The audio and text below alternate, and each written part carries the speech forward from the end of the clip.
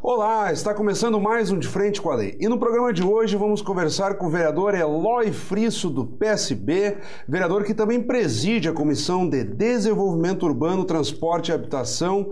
Vereador Frisso, uma honra tê-lo conosco. O prazer é todo meu, de fato.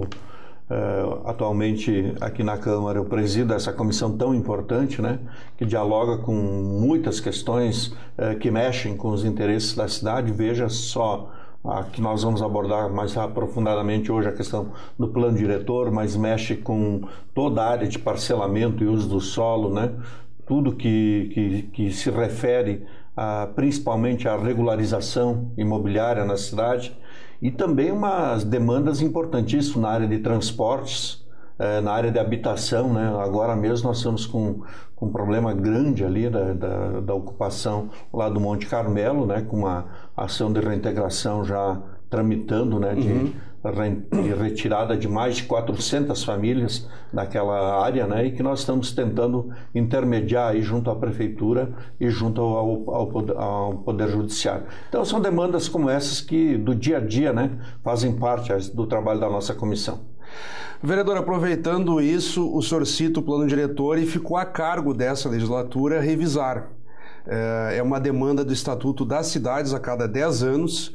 O município precisa se atualizar com relação a muitos dos aspectos que o senhor já citou. E, por exemplo, Fernando Mondadori, que é o secretário do Planejamento, teve uma aprovação em plenário de uma convocação dele para vir à Câmara prestar esclarecimentos. Vocês receberam, então, o projeto do Executivo e estão na comissão analisando desde o ano passado, pelo menos, né, vereador? Por que tem demorado tanto e o que tem demandado tantos esclarecimentos por parte da Prefeitura em relação a vocês? Quais são os impasses que dificultam a ida dessa revisão do plano diretor a plenário? Bom, veja se acho que nós vamos colocar aqui uma preliminar que é importante, né? O nosso atual plano diretor municipal, ele está em vigência. Portanto, não tem nada de descoberto do ponto de vista da lei. A pessoa que quer construir em Caxias ou encaminhar alguma obra, ela vai lá no plano diretor, no Código de Obras, na lei de parcelamento e encaminha normalmente. Na versão atual. O que o Estatuto da Cidade diz? Né? Que a cada 10 anos seria interessante, não obriga, mas seria interessante se revisar o plano, né? Porque o plano pode ser revisto a qualquer momento, né? A Câmara tem poder legislativo, né? Inclusive para alterar o plano diretor nos próprios 10 anos. Veja-se que esse plano diretor, ele foi revisto em 2007, a origem dele é de 1997, o antigo plano físico urbano, que depois virou plano diretor municipal, e agora a atual administração está dando um outro nome, plano diretor de desenvolvimento integrado. Integrado, né? Então, é verdade. cada um deixa a sua alteração, mas que na profundidade não altera coisa nenhuma, mexe com as questões da cidade.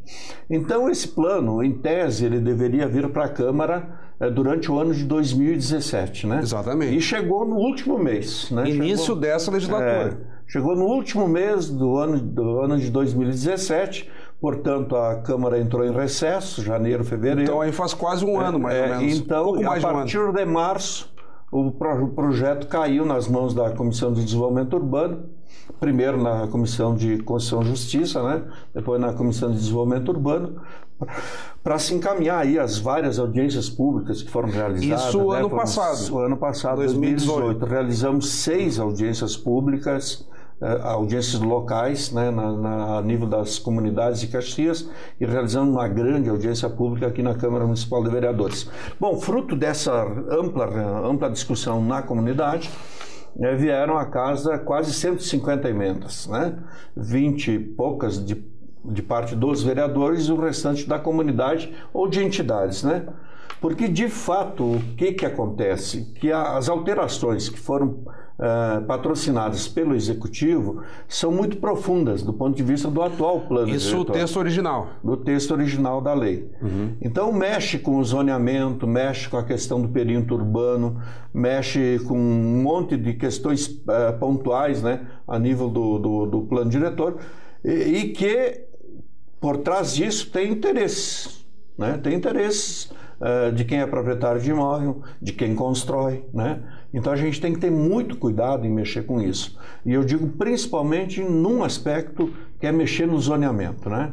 Tu tem lá há 20 anos um zoneamento proposto, então nessa região da cidade você pode construir tantos metros, você pode subir tanto o prédio, tá?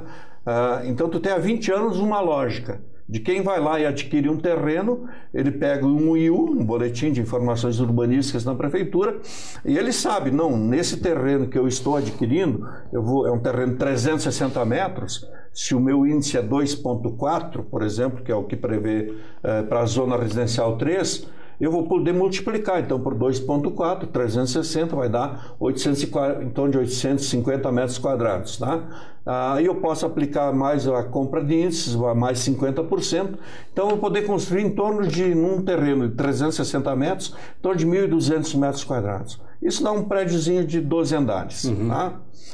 Aí vem a proposta do Executivo, né? A proposta pega e diz, não, a partir da aprovação do plano, o índice vai se reduzir para 1,5. Então, tu não multiplica mais por 2,4, multiplica por 1,5, né? E, de repente, pode ser o seu terreno aí, você que está nos ouvindo e nos vendo aqui pela TV Câmara.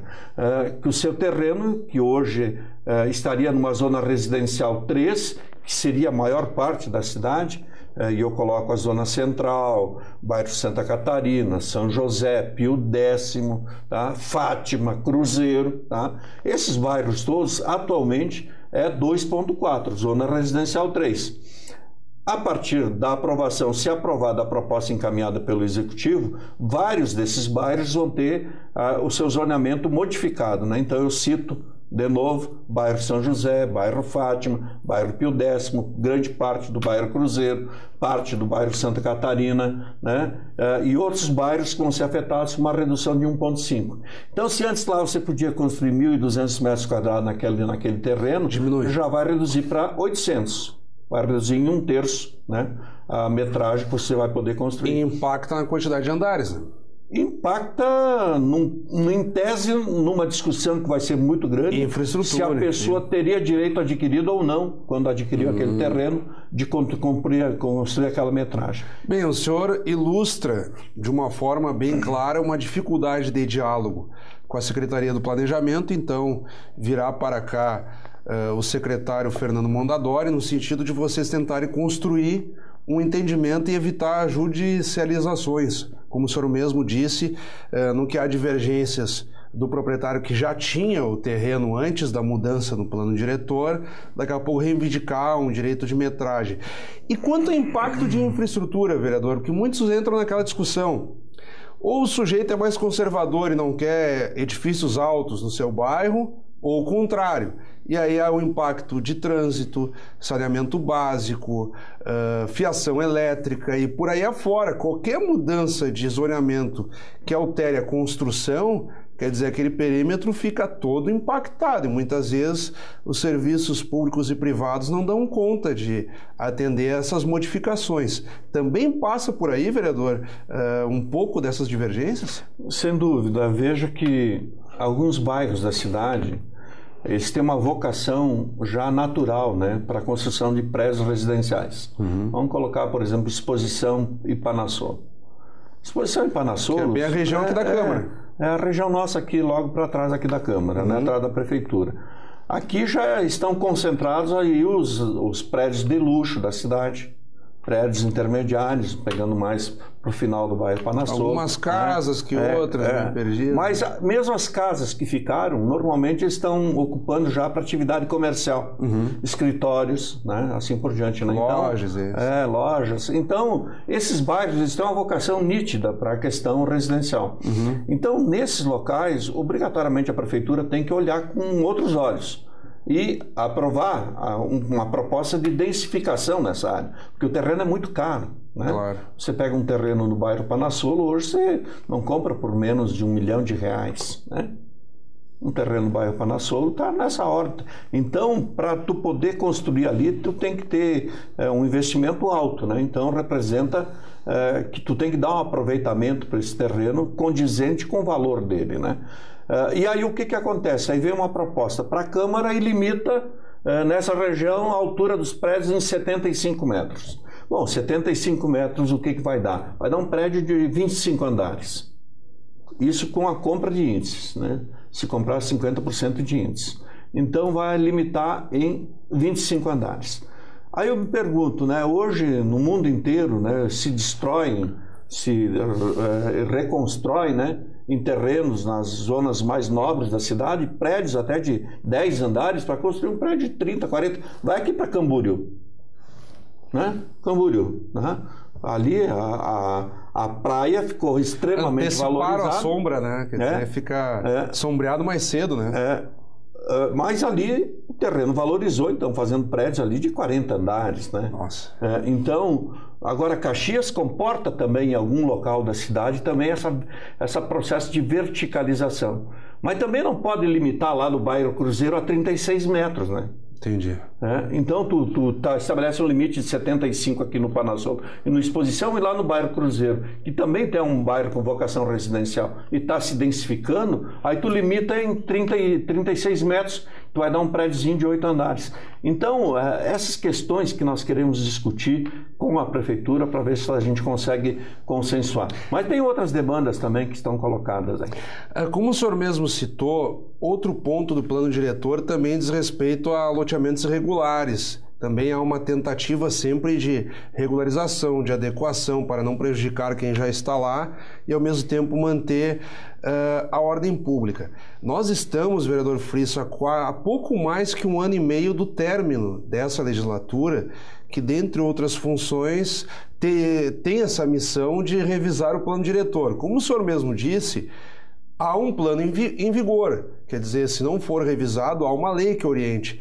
Há risco de acabar a legislatura sem uma revisão e que consequências teríamos, vereador? Tudo bem, há uma lei em vigor, mas possivelmente essas novas regras em discussão são para melhorar o quadro existente, né? Vamos colocar um exemplo assim, áreas de interesse social, tá? Parcelamentos irregulares que aconteceram na cidade e mesmo ocupações irregulares, tá? Não se chama invasões, eu prefiro usar o termo ocupações, tá? De 2007 para cá, houveram vários movimentos sociais que alteraram essas questões a nível da cidade. 13 anos. Então a impressão que dá que quem mandou a revisão do projeto para a Câmara não consultou a sua Secretaria de Habitação. Para dizer o seguinte, nós temos uma realidade diferente lá no Monte Carmelo, Vêneto e assim por diante. Tem uma realidade diferente lá em Santa Bárbara, tá? Então tu tem que criar zonas de interesse social que propiciem aí a Prefeitura trabalhar a regularização desses espaços. Então essas questões aí têm sido levantadas principalmente pela vereadora Denise nas discussões da comissão, a questão de formular bem claramente onde é que o município tem que intervir e dar alternativas de habitação popular para a cidade, né? Ordenar o espaço territorial, né? Então, por exemplo, na região da Parada Cristal, tem uma grande possibilidade ali de se ampliar loteamentos populares nessa região. Qual é a proposta do Executivo? É reduzir o perímetro urbano. Vereador, não quis interromper o seu raciocínio, mas nós já estamos no minuto final do programa. Então, no que eu devolver a palavra ao senhor, eu peço que o senhor se despeça rapidamente e aparecerão na tela para quem está nos acompanhando agora os seus contatos.